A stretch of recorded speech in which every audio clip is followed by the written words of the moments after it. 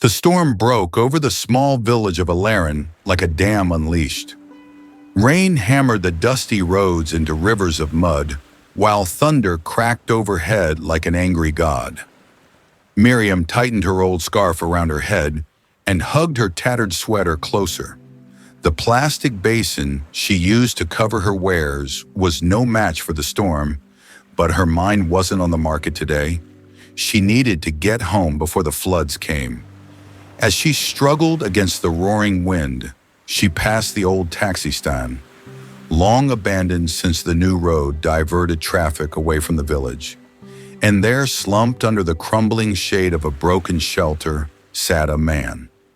At first, she thought he was just another drunk caught in the storm. But as she got closer, her sharp eyes noticed the details. The rich embroidery on his ruined caftan, the polished leather shoes sinking in the mud, the dead smartphone clutched hopelessly in his hand. He was a man who clearly didn't belong here. For a moment, Miriam hesitated. In Alarin, you learn early not to meddle in strangers' affairs, but the way he sat, shivering, defeated, tugged at something deep inside her. Gripping her leaking umbrella tighter, she stepped closer. "Are you all right, sir?" she asked, her voice nearly lost in the wind. The man lifted his head slowly. His face was handsome but hollowed with exhaustion. His eyes, dark and distant, met hers with a flicker of something she couldn't name. Fear, hope. I was robbed," he croaked. "Car, phone, everything." Miriam glanced up and down the empty street. Nobody was coming, and something told her if she left him here, he wouldn't survive the night. Without another word, she offered him her hand. "Come," she said simply. "I don't live far." The stranger blinked at her, as if unsure whether he was hallucinating, before he accepted her hand. His palm was cold and rough with rain, but he gripped her firmly. Together they trudged through the storm. Miriam's home was barely more than a shack built from salvaged wood and rusted zinc sheets. Inside it smelled of rain, soap, and the stubborn scent of fried beans. She led him to a stool by the tiny charcoal stove, wrapped a faded towel around his shoulders, and handed him a cup of lukewarm pap. "You can rest here till the rain stops," she said. "Name's Miriam."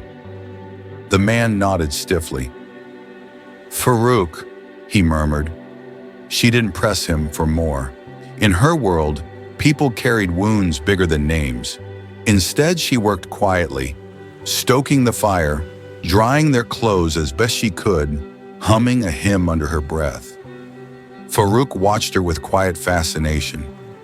Here was a girl with nothing, no generator, no television, barely enough food, and yet she moved with a quiet dignity, a grace he hadn't seen even among the polished daughters of Lagos elites. He, Farouk Karim, heir to a vast empire of oil, hotels, and real estate, had never spent a day among the poor. Tonight, he was one of them. The storm raged through the night. Electricity flickered, then vanished altogether. By the dim light of an old kerosene lamp, Miriam patched a hole in the roof while Farouk, despite her protests, helped secure the loose panels. When the leaks finally stopped, they sat side by the dying fire, sipping what remained of her watery beans. For the first time in years, Farouk laughed, a small broken sound, but real. Miriam chuckled too, teasing him about how useless he was with a hammer. Outside, the storm calmed. Inside, two strangers found unexpected peace. As dawn broke, painting the village in soft pink hues, Farouk stood by the door, cradling the cracked mug of pap. Miriam packed a small bag of akara she had fried early that morning. She handed it to him without fuss.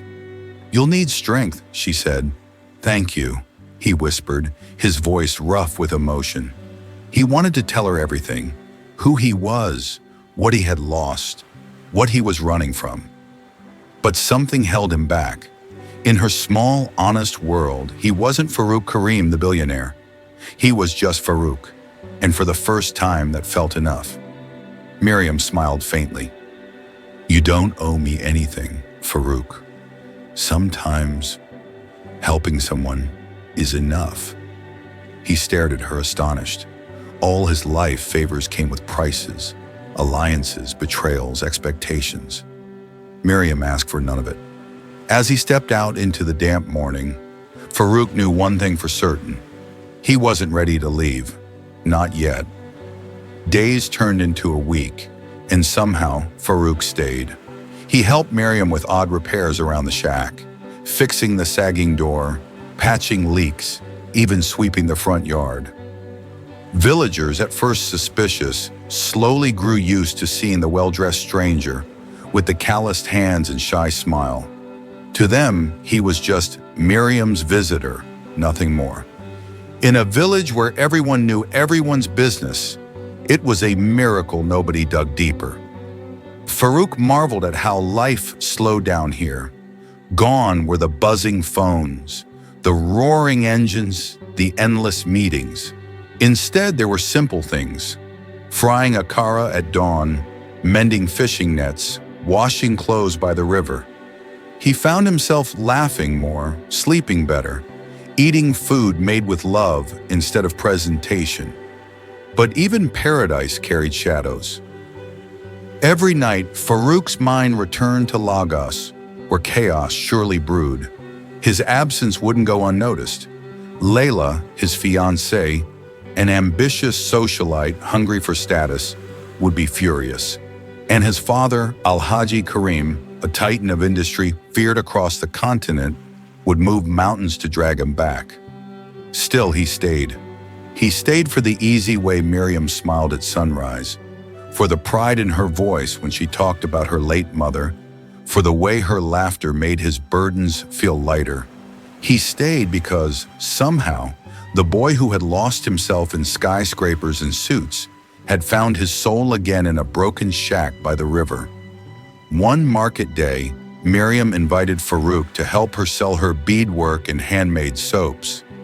It wasn't much, but it was enough to pay for food and little luxuries like lamp oil and secondhand books. Farouk hesitated at first.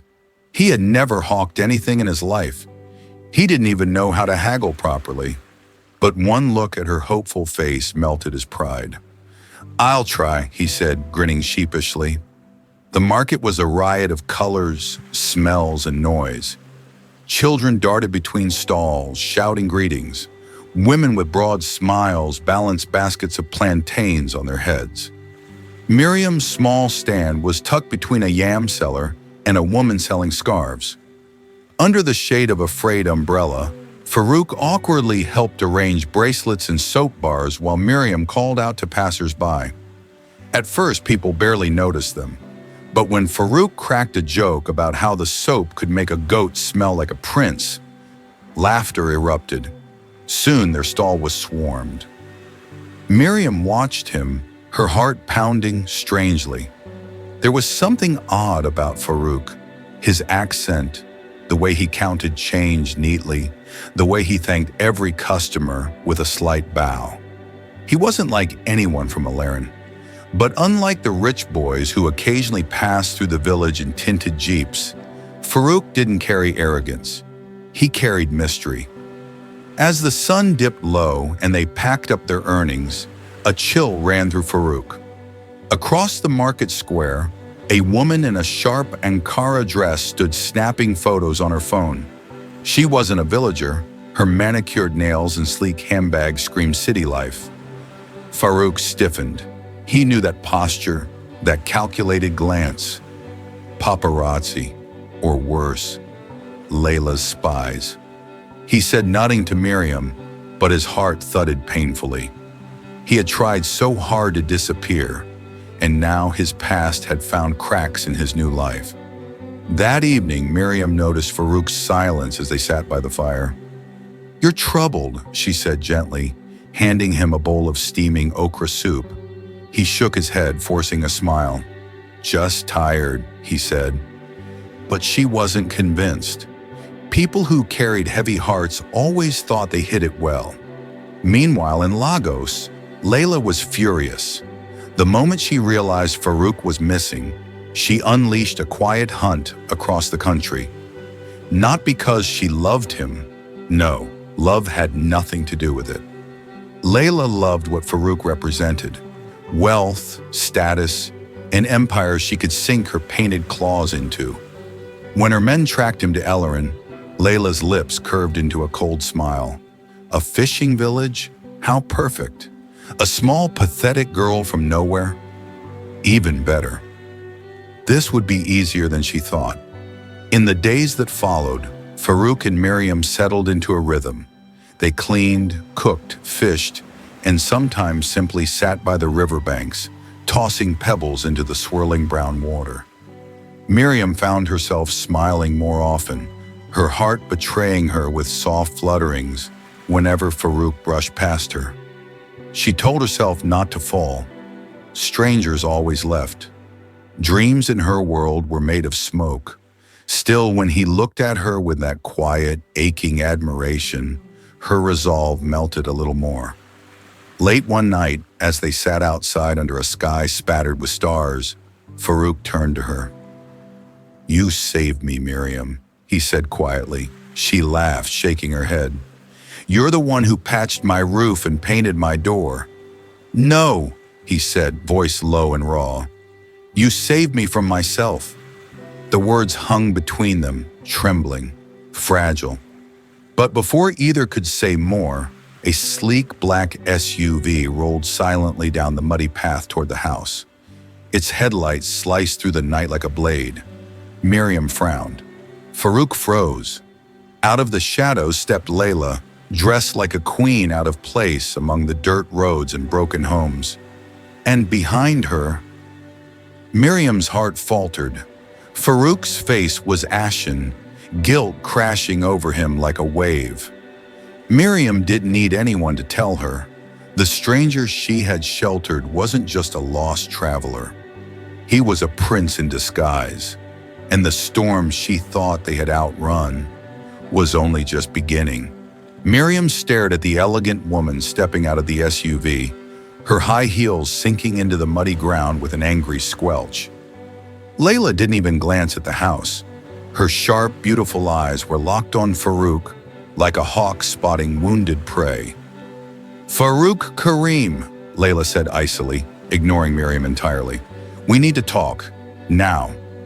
Miriam's heart slammed against her ribs. Farouk Karim? That name echoed in her mind. Of course, she had heard it whispered once in the marketplace. A tycoon's son, a future king of business empires.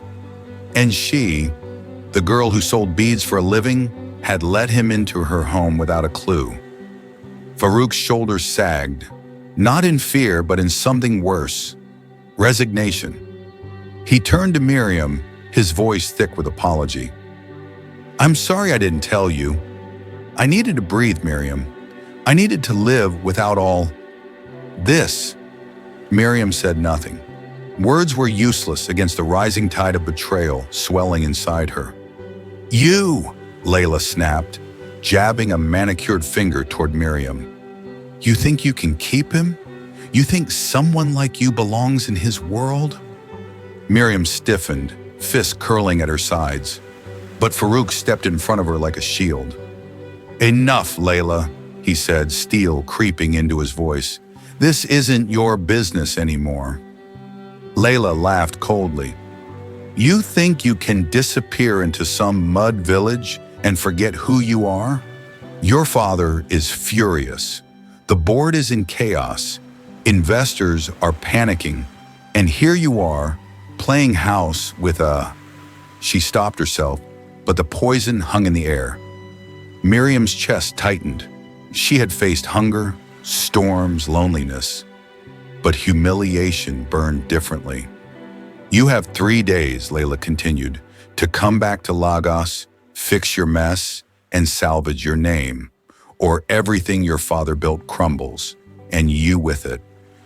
With a final scornful glance at Miriam, Layla turned and strode back to the SUV, her heels clicking like gunshots in the silence. The car roared away, leaving a trail of dust and broken piece. Farouk stood there, his hands trembling slightly. He turned to Miriam, his face raw with pleading. "I never meant to lie. I didn't know I would find this. You." Miriam's throat ached. "This? What exactly am I to you, Farouk? A moment of escape? A story to tell when you go back to your glittering life?" "No," he said fiercely, stepping closer. "You're the only real thing I've ever had." But Miriam shook her head, tears blurring her vision. "You're a prince. I'm just me." "You're everything," he whispered. But the walls she had built all her life were already rising again, brick by painful brick. "I think you should go," she said quietly. Farouk's mouth opened, closed. In the end, he nodded brokenly. He packed his few things in silence, leaving behind a repaired roof, a painted door, and a heart that didn't know whether to break or to hope. Before he left, he pressed a folded note into Miriam's hand. "If you ever want to find me," he said, his voice barely a breath, "this is where I'll be." Miriam didn't open it. She watched him walk away, each step tearing something precious from her chest. That night, the rain returned, not wild and violent like before. This time it came soft and steady, as if mourning with her. Miriam sat by the dying fire, the note untouched in her lap, and cried for everything she had lost: trust, dreams, and a boy who didn't belong to her world. Meanwhile, back in Lagos, Farouk stepped into his father's mansion, a towering estate carved from marble and power. He was greeted not with warmth, but with icy glares and sharp accusations. El-Haji Karim sat like a king on his leather throne. "You abandon your blood," he said, voice booming. "For what? A girl who smells of river water and fish markets?" Farouk met his father's gaze without flinching. "For someone who made me feel alive." The old man's lips curled in disgust. "You owe everything to this name, boy. Without Karim, you are nothing." "Then I'd rather be nothing than live a life that's a lie," Farouk said, turning away. But duty wrapped its cold fingers around him. He stayed to stabilize the company, attending endless meetings, offering empty smiles to investors, repairing what had cracked in his absence. Days blurred into nights, but his heart stayed behind, somewhere in a shack by the river where love grew wild like hibiscus under the rain. Miriam tried to return to her old life. She cleaned, she sewed, she laughed when neighbors joked. But inside, a piece of her had gone quiet. She missed the way Farouk laughed at her burnt akara, the way he looked at her like she was a queen. One evening, while repairing a fishing net by the shore, she finally unfolded the note. It was simple: a name, Al Madina Hotel, Lagos, a room number, and 5 words written below, trembling but true. "I'll wait if you come." Miriam stared at the paper until the ink blurred with her tears. Could she go? Could she really cross into a world built of glass towers and ruthless men? And what if he had already forgotten her? After all, she was just Miriam of Ellerin, a girl with nothing but dreams stitched from the rain. She folded the note and tucked it into her blouse. She didn't have an answer yet, but somewhere deep inside, where hope still bloomed quietly, a small voice whispered, "Maybe some storms are worth walking into." The journey to Lagos was nothing short of terrifying. Miriam boarded an old rattling bus with the few savings she had sewn into the lining of her skirt. The road stretched endlessly, through thick forests and sprawling towns where glass towers rose beside rusted zinc roofs. Her heart pounded with every mile closer. What was she even doing? A village girl chasing a man who belonged to a kingdom of gold and power. By the time she reached Lagos, Night had fallen, draping the city in neon lights and restless energy. Taxis honked. Hawkers shouted. The air smelled of roasted suya, dust, and gasoline. Miriam clutched her small bag tighter, feeling like a lost child. When she finally stood in front of Al Medina Hotel, her breath caught. It wasn't just grand. It was another universe entirely. Polished marble floors, glittering chandeliers, bellboys in crisp uniforms.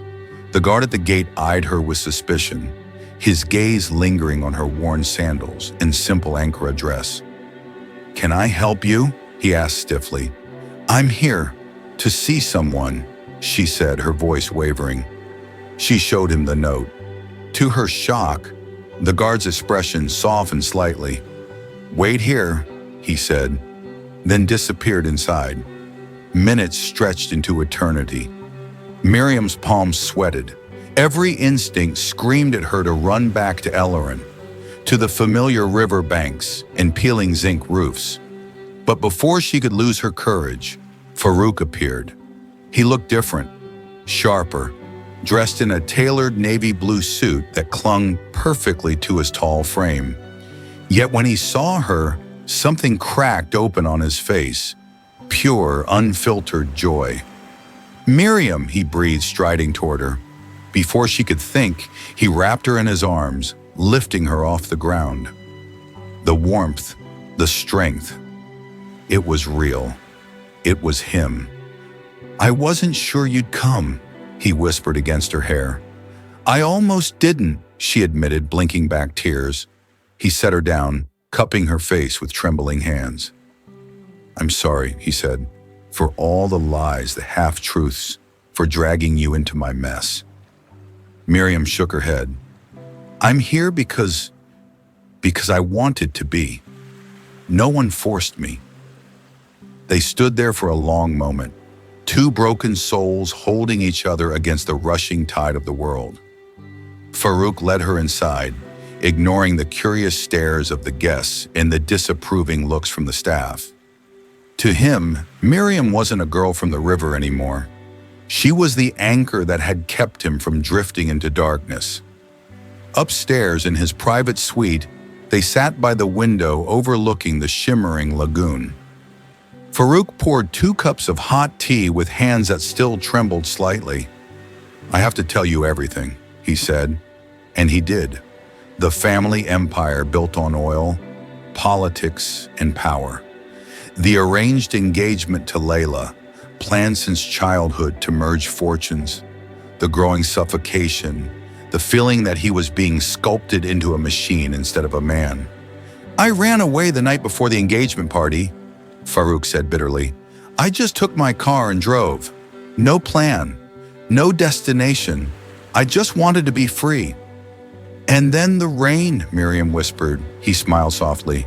"And then you." They sat in silence for a while, letting the truth settle like dust after a storm.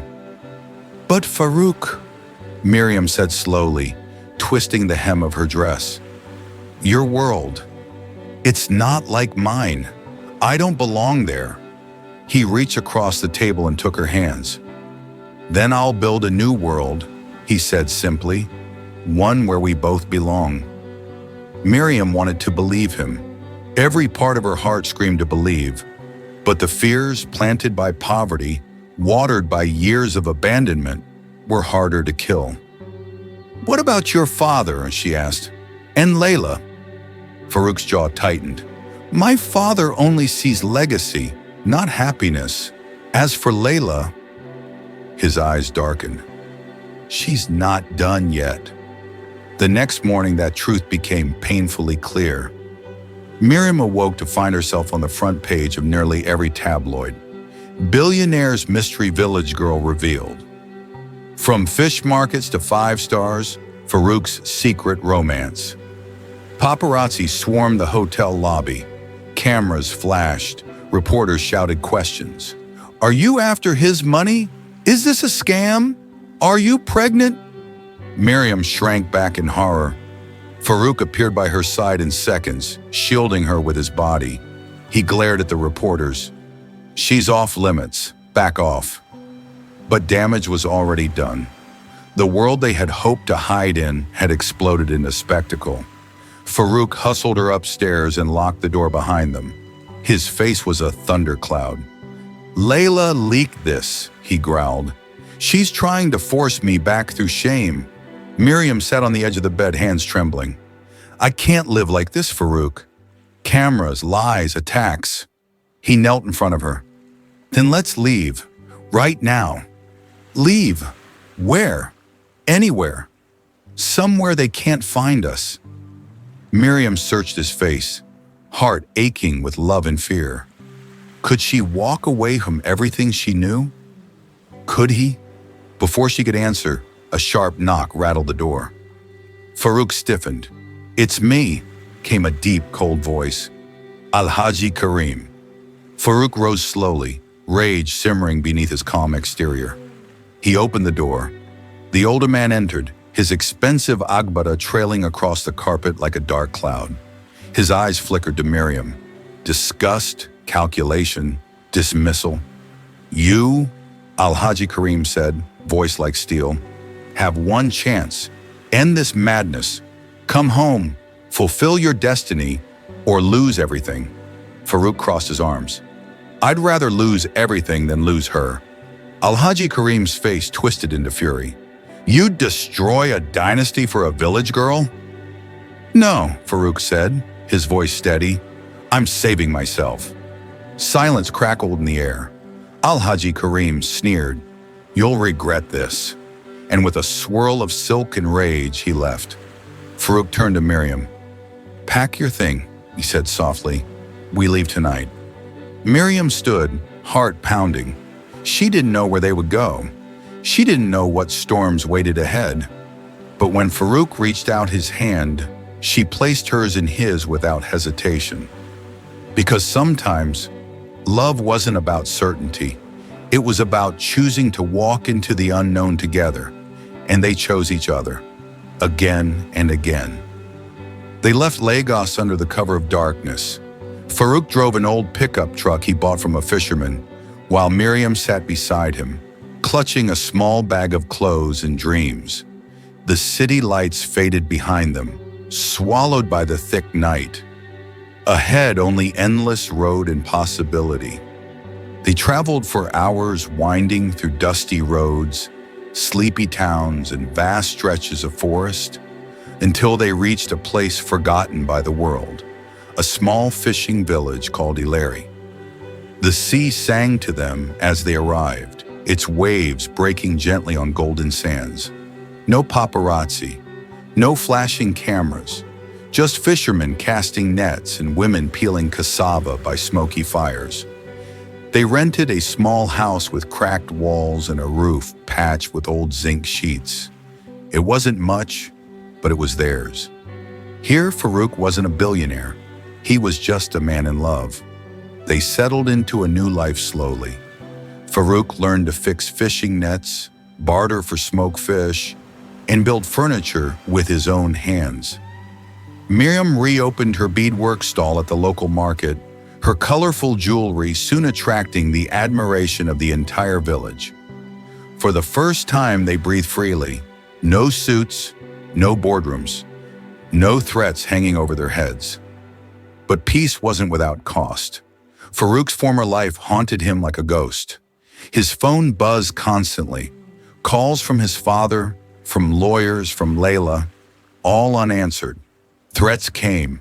Frozen accounts, lawsuits, ugly headlines branding him a disgrace. Al-Haji Karim even staged a media campaign to discredit Miriam, painting her as a gold digger who bewitched his son. Yet Farouk never wavered. He sold off properties quietly. He cashed in stocks. He built a modest but steady fund, enough to survive without ever needing his father's empire again. Miriam worried sometimes. She saw the strain in his eyes, the weariness he tried to hide. "Are you sure you're happy?" she asked one evening, sitting beside him on the beach, their toes digging into the wet sand. Farouk smiled, brushing a strand of hair from her face. "I've never been more sure of anything." He meant it. Here, with her laughter mixing with the crashing waves, he had found a life richer than all his father's millions. But just when they thought the worst was behind them, a ghost from Miriam's own past resurfaced.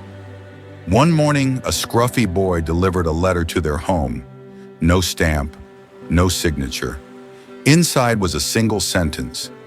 If you want the truth about your mother, come to the old lighthouse by sunset. Miriam froze. Her mother, Mama Bisi, had disappeared when she was just a child, swallowed by rumors of debts, enemies, and unfinished secrets. Farouk was immediately on guard. It could be a trap, he warned. I have to know, Miriam said, voice shaking. He didn't argue. He just said, then we go together. That evening, hand in hand, they made their way to the abandoned lighthouse at the edge of a Larry.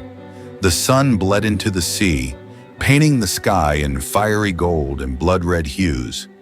Inside the crumbling tower, they found her. Mama Bisi, older, thinner, but unmistakably her, those same gentle eyes, the same stubborn chin. Mama? Miriam whispered. Tears streamed down Mama Bisi's face as she rushed forward, gathering Miriam into a trembling embrace. I'm so sorry, Mama Bisi wept. I left to protect you. From the shadows stepped two men, thugs by the look of them. But before Farouk could react, Mama Bisi raised a hand. They're here to guard us, not hurt us, she explained quickly. She told her story. Years ago, she had borrowed money from dangerous men to save Miriam's life when she fell gravely ill. When she couldn't pay it back, she went into hiding, faking her death to keep her daughter safe from retribution. I watched you from afar, Mama Bisi said, her voice breaking. I saw you grow strong, beautiful. I wanted to come back, but I was afraid I would bring danger to your doorstep.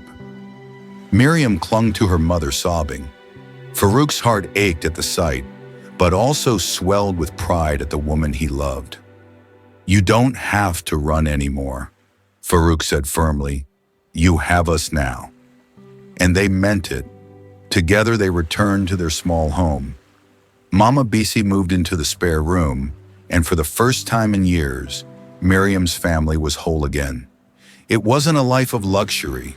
It was a life of scraped knees, burnt meals, starlit prayers, and shared burdens. But it was real. It was enough. A few weeks later, on a quiet afternoon by the sea, Farouk knelt in the sand. No photographers.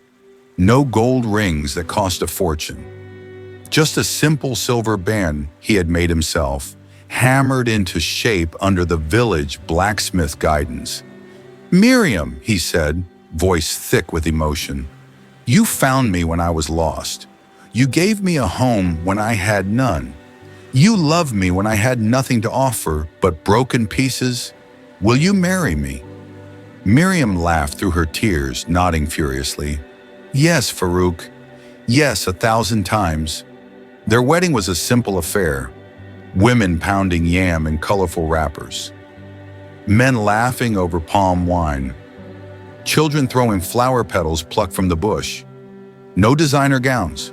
No VIP guests. Just love, pure and fierce.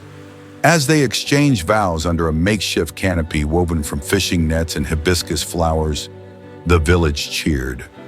Miriam looked into Farouk's eyes and saw not a prince or a billionaire. She saw her best friend, her home, her future. And Farouk saw the woman who taught him that true wealth wasn't found in marble mansions or flashing cameras. It was found in the quiet, stubborn love of a girl who once sheltered him from the storm. As they kissed, the ocean roared its blessing, and the wind carried their laughter into the endless African sky.